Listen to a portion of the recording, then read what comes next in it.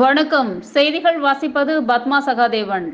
நெல்லையில் கம்யூனிஸ்ட் கட்சி அலுவலகம் தாக்கப்பட்டதை கண்டித்து உசிலம்பட்டியில் மார்க்சிஸ்ட் கம்யூனிஸ்ட் கட்சியினர் கண்டன ஆர்ப்பாட்டத்தில் ஈடுபட்டனர். நெல்லையில் கடந்த வாரம் சாதி மறுப்பு திருமணத்திற்கு ஆதரவு அளித்ததாக நெல்லை மாவட்ட மார்க்சிஸ்ட் கம்யூனிஸ்ட் கட்சி அலுவலகம் தாக்கப்பட்ட சம்பவம் பெரும் பரபரப்பை ஏற்படுத்தியது. இந்த சம்பவத்தை கண்டித்து மார்க்சிஸ்ட் கம்யூனிஸ்ட் கட்சியினர் பல்வேறு போராட்டங்களில் ஈடுபட்டு வருகின்றனர்.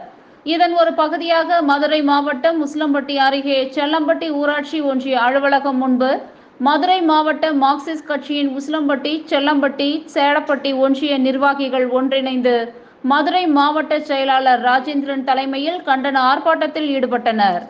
கட்சி அலுவலகம் மீது தாக்குதல் நடத்தியதை கண்டித்து கண்டன கோஷங்களை எழுப்பி கண்டன ஆர்ப்பாட்டம் நடத்தினர்.